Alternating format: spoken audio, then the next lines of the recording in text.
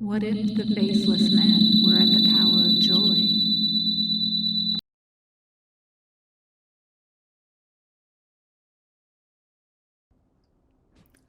Hi, I'm LJ and I am not excited to be here.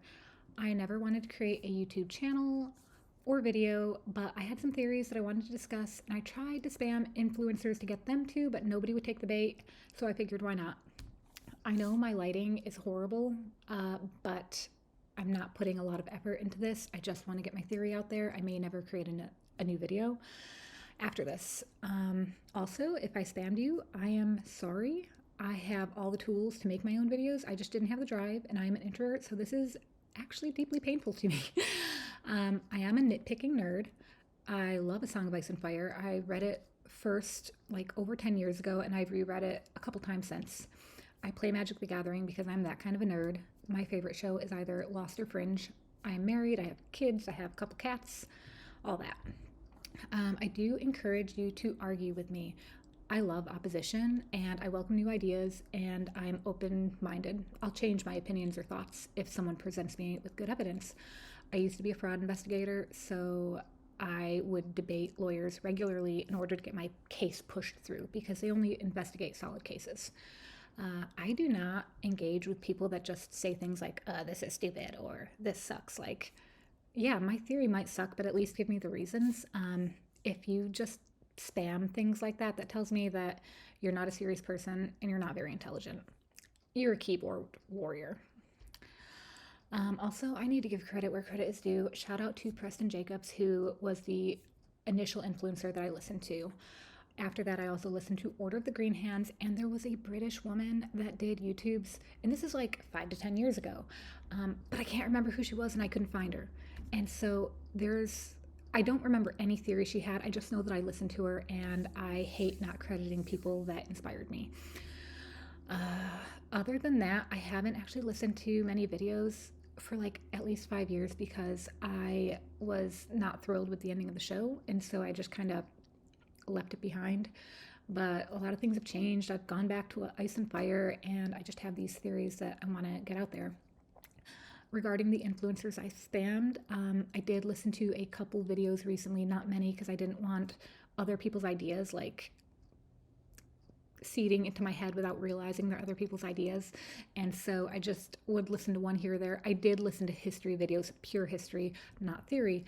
Of the theory videos, I know I listened to Lucifer Means Lightbringer. I think I listened to two of his videos and I would say they were good. I did not agree with every little thing, but I would say that there's a lot of really good solid evidence with what he presented. I probably will listen to him in the future after I've finished doing some of my other videos. I also messaged a couple other people that, just, I'm sorry if I did. I know I'm annoying. I did not mean you any harm.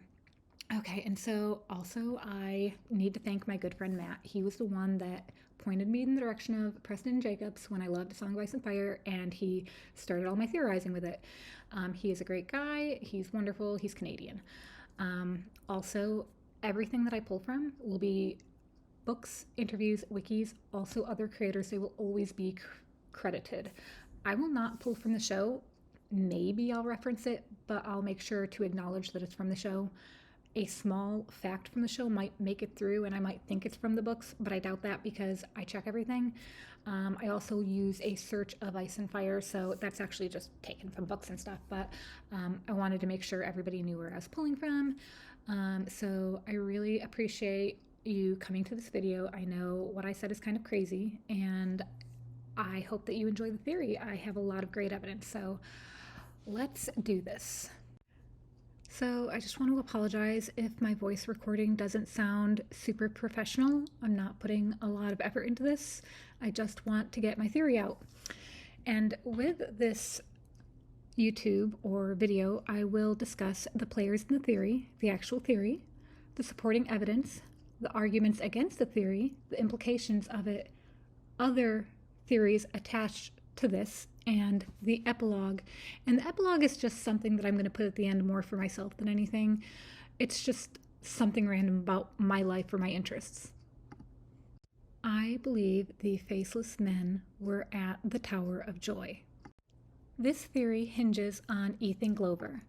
Ethan Glover was one of Brandon Stark's companions that rode into King's Landing screaming for Prince Rhaegar to come out. He was Brandon Stark's squire.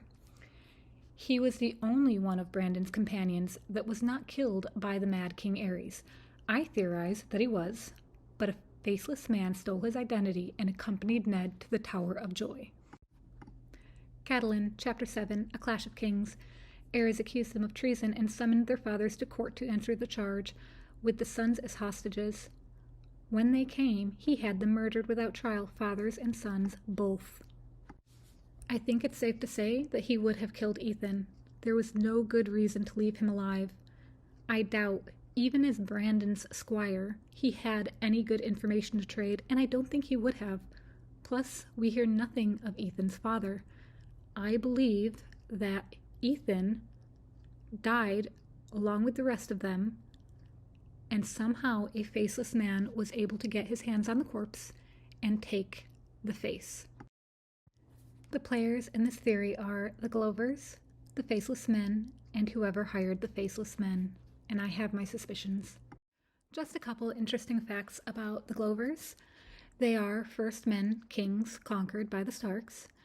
Their sworn houses are Bowl, Forrester, Branch, and Woods, which is all dealing with woodsy, tree-like things.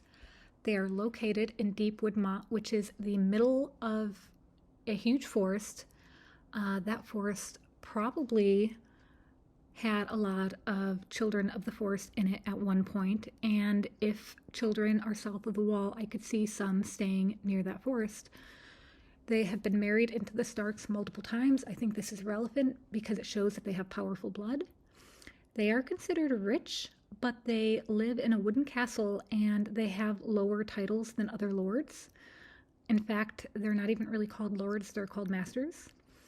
The current members are Galbert, Robert, Sybil, who was born a Locke, Lyanne, and Ghislaine. And they do seem to have fertility issues. I believe the reason why I think this is relevant is because I think that people with powerful blood have fertility issues because either people like that have fertility issues or maybe it's a Meister thing. I think I got that from Order of the Green Hands, but I could be wrong. In regards to the Faceless Men, they are based in Braavos. They're former slaves. They caused the doom of Valeria. They're very expensive to hire. Magic is embedded in their practice. I'm not sure if it can be learned or if you have to be born with it. They say that all men must die, all men must serve. I'm not going to try to even pronounce that. I have a speech impediment. And they also experience the death of others, which is a huge part of this theory. They will cut their skin, put the faces on, and they will experience some of the emotions and feelings of the person they have snatched the body of. On to the evidence. The first set of evidence I'm going to put forth is wordplay. GRRM puts a lot of thought into names, and I would say over half to 80% of them are very significant. The first name in this theory is Glover, which, glove, slipping into. I give that 5 thumbprints because I think that's just very strong evidence. Second one is Galbert, who is the current head of the Glovers. Galbert means joy. I give that 5 thumbprints as well. Don't worry, not every piece of evidence has 5 thumbprints. Ethan means permanence, and I gave that one 5 thumbprints as well because he is the person I think was stolen by the Faceless Men, and I think that gives his last thoughts, his mind, some type of permanence among them. And then lastly, there's Benton, and his name means bent grass, or sometimes it's like a town over bent grass, something like that. I gave that 5 thumbprints, and I know that sounds really dumb, but trust me when I say the bent grass means something, even if it sounds really stupid right now. Okay, then we're going to go on. Aerys would not leave anyone alive. That's just, I would say, almost common sense. He is a vile, vicious man at the end stages of his life, and he just would not have left Ethan alive for any good reason. Even if Ethan gave information, I still think he would have burned or he would have been killed in some way. Ethan was also kept in a dungeon, and so was Robert Glover, who is in the current timeline the head of the household's brother. He was kept in a dungeon as well. And I'm going to use the word freed, loosely by saying they were both freed by a faceless man. Robert was freed by Hagar, and Ethan was freed by whoever took his identity. Also, a Stark freed them from the dungeons as well with the Faceless Men. Arya Stark freed Robert, and Eddard Stark freed Ethan from the Black Cells. Also, and those things all got 3 thumbprints as well. Correction, 5 thumbprints, not 3. This next one is only 1 thumbprint. The Glovers control the mountain clans. The Tower of Joy is in the mountains. That's very weak evidence, but, I just decided to put it in there. Okay, so the last pieces of evidence, the Glovers have very powerful blood, I believe. I gave this 2 thumbprints. I think that because they were first man kings. I also think, and this goes with 2 bullets down. So you'll see I put Glovers took over the Wolfswood from the Blackwoods, kind of like the Faceless Men take on identity. So the Glovers took the Blackwoods identity because the Blackwoods used to have the Wolfwoods, but they were chased out, and the Glovers took it over. So I believe they kind of took on that identity, similar to a faceless man taking on the identity of their victim. So I think the Glovers have very powerful blood, and I think that could be a reason why they have fertility issues. They are also embedded with the children of the forest, because I assume that there are children like Leaf that are south of the wall. Also, my last piece of evidence is Galbert is looking for Howland Reed. And I think that this is going to be significant because I think Galbert might have looked like Ethan, and Howland would have known what happened at the Tower of Joy. In regards to Benton's name and grass, the Red Mountains of Dorne has grass, and I know that that's not super, super important, but coupled with the fact that Galbert means joy and there's the Tower of Joy, I just felt like it was very relevant. Okay, so now it's time to go into the evidence against my theory. Someone from Reddit, I cannot pronounce that name, believed that the glove represented the Order of the Green Hand. I actually didn't. I thought it came from the Fist of the First Men, and maybe they moved down south from the wall and took over the Wolfswoods from the Blackwoods and just kicked the Blackwoods out. The only reason why I thought that is because I did a keyword search for a lot of different things in Fist of the First Men, and then I saw the fist on the freaking coat of arms, and it just kind of clicked with me. I could be wrong. Also, there were many people that died at the hand of the Faceless Man during the Tower of Joy situation. And it's important to note that it says in the writings in A Dance with Dragons, the Ugly Little Girl chapter, the assassination technique of a faceless man must not be haphazard, killing the intended target only, and only one marked and chosen by the many-faced god. This isn't true because we know that they killed Pate, and they would not have killed Pate because Pate would not have been a marked and chosen one. I believe to be marked and chosen, you must have had somebody put a contract out on you. So they're only supposed to kill their intended, and Pate was not their intended. He was a means to get something, but that's not a reason for kill under the Faceless Men's mantra. So I think it's pretty clear that anything coming from the mouths of the Faceless Men, we have to take with a grain of salt. Also, I have an incredible Faceless Man video that I want to put out because I found something wild that does not necessarily go in with this theory. But I just need a couple minutes to put it together. Now we get to the question, who hired the Faceless Men? The price of the Faceless Men is either a lot of money or giving up something dear. That's taken directly from the text. The 2 people I think have the most likelihood of being it are either Rhaegar or Tywin. And this is going to be wild, but hear me out. I think Rhaegar Targaryen is the one that hired the Faceless Men. I think he knew he needed a child with Lyanna. He knew it would throw Westeros into an uproar, and he knew that any child born would be targeted. So I think the target was actually anyone that knew about Jon. And I also think that may or may not include the White Cloaks, the Kingsguard. I haven't thought too much about them. I think Rhaegar knew he wasn't going to live. I think that maybe he had more information than most people, and he somehow knew of the Faceless Men. And I think that the price that he paid was something dear to him. I think that he offered his own face so that they could have the memories, and it was not him that died of the trident. You have to remember they've put so much emphasis on those rubies and glamours, and they've even said in the Faceless Men texts that they have used things like mummers and glamours and all of that. I think Rhaegar was smart in playing 4D chess. I think he knew he had information in his head that would change the way the Faceless Men operated as an organization. I think he made this goal. The Faceless Men did not know what they were going to be up against. They took Rhaegar's face. They're like, holy shit, this is going to be bad. And they changed their mission entirely with like how they operate and how they do things. I think they have a secret shadow mission, but I do not exactly know what that shadow mission is. Now there's the question, why not Tywin? He certainly had enough money, but he didn't need to do it. He was aware alliances were forming, and he sat back, letting everyone expend their armies. A Faceless Man would have actually worked against him, because the other regions wouldn't have been as weak when he rode in, and he may not have gotten his daughter and grandchildren on the throne. Now, I have some other thoughts, and some of them compete with my actual theory.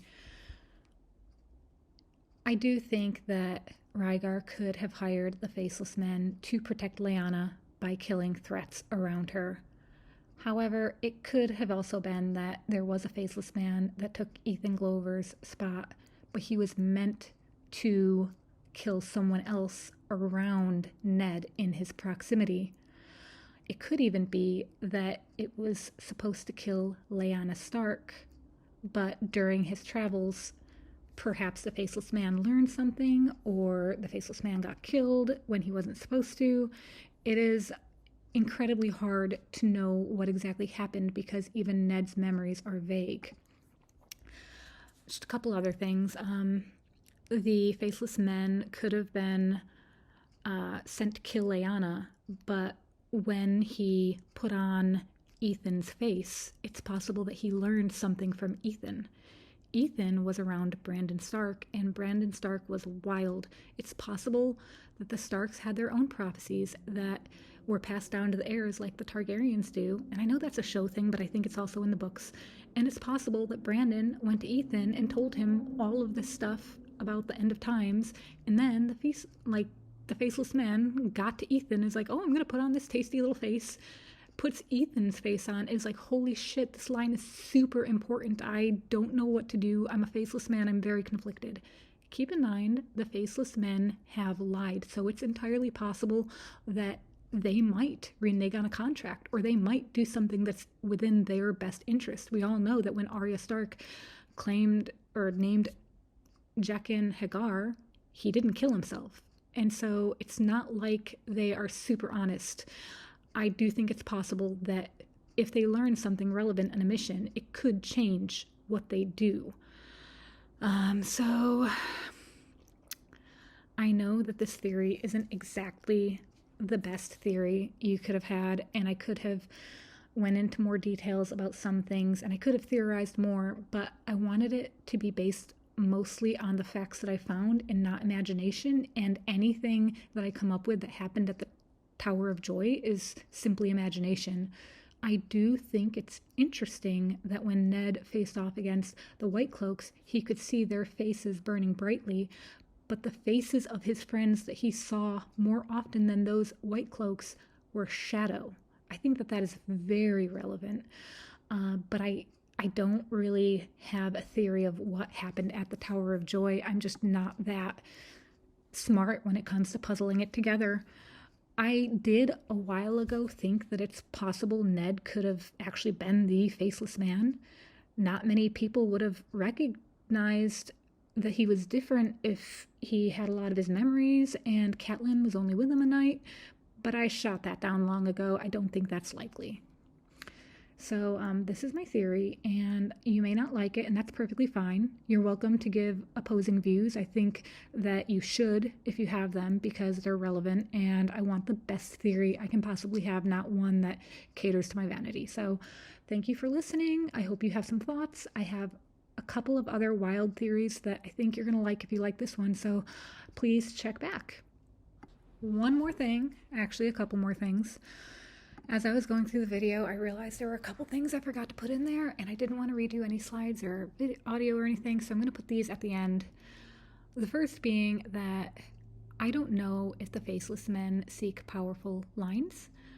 I think they do because of Arya, going after Arya, but like I can't say that for certain, so to me it would make sense that the Faceless Men would want to take Rhaegar, and they would even want to take Ethan because both of their bloodlines are probably super powerful. I also just wanted to mention that Sybil, who is Robette's wife, is a pious woman and she prayed a lot at the God's Woods. She was a Locke, and Locke means like wise woman, oracle, and to me I kind of thought green seer maybe, just hearing the word oracle. They also married into the Stark line, and we know that the Stark line is powerful, so it's very possible that Sybil is powerful. And she has 2 children right now that are being held hostage by Asha. And at one point, she had her milk had gone dry, and she said her daughter was not thriving. And I wonder if maybe she isn't being truthful because her saying that made Asha change her plans even. And so I wonder if this woman is actually somewhat calculating, and she could somehow have potentially faked that her child was not thriving. Also, if the child is indeed not thriving, it would kind of be like a sickly person that could potentially have powers.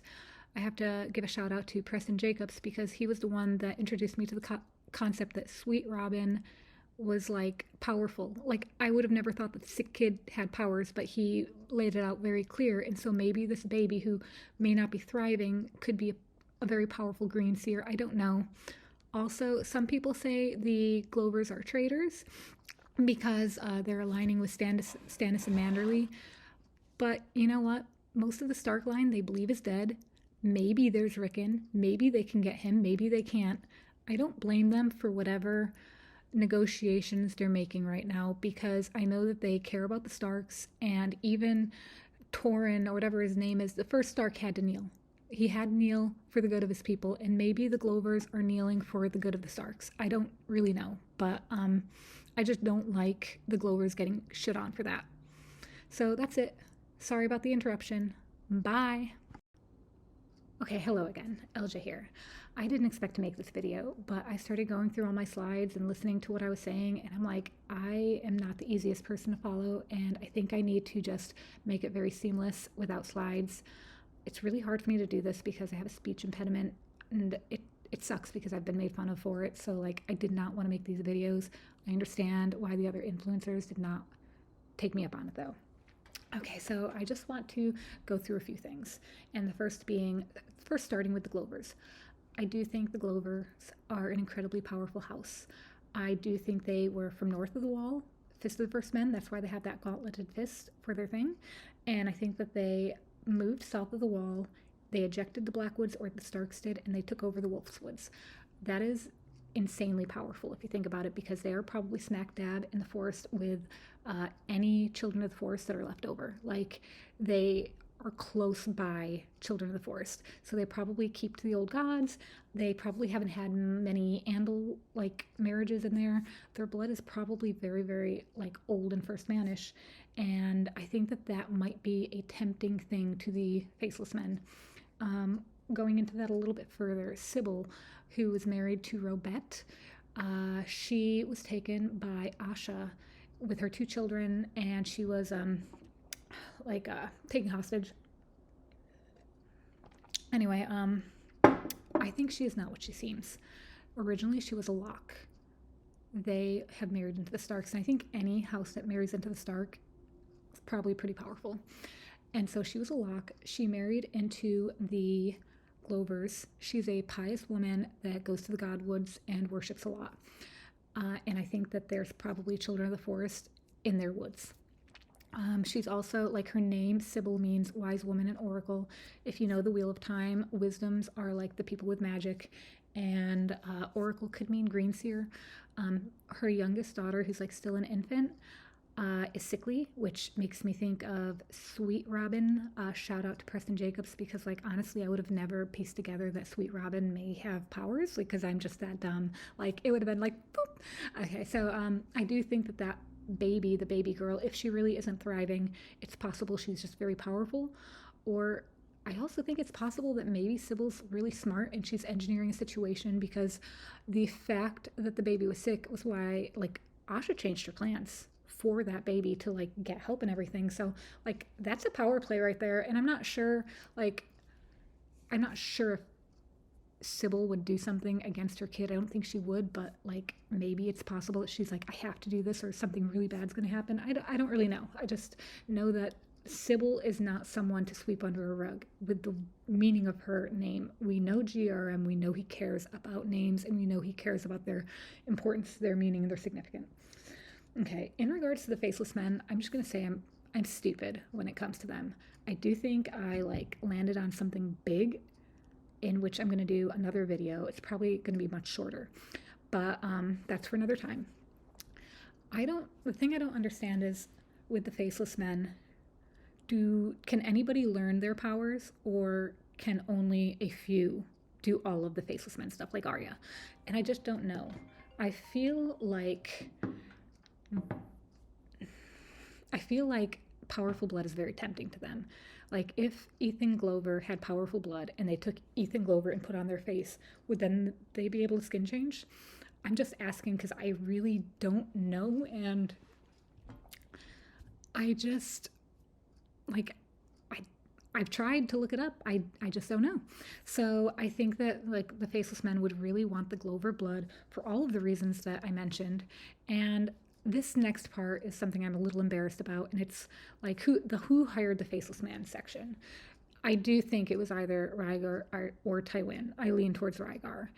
I don't like that I'm not very clear about what happened there, and it's because while I'm sure something happened, I don't know what.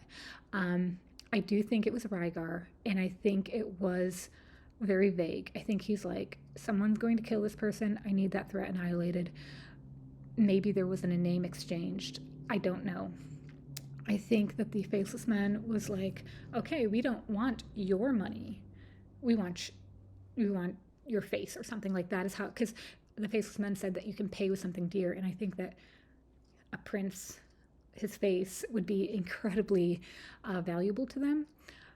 I think Rhaegar somehow had knowledge of some of the Faceless Man practices, and I don't know how that would be. Like, the Faceless Men supposedly hated the Valyrians because of slavery, but the Targaryens didn't keep slaves, and I think they were against slavery. So, like, I don't understand how all that works.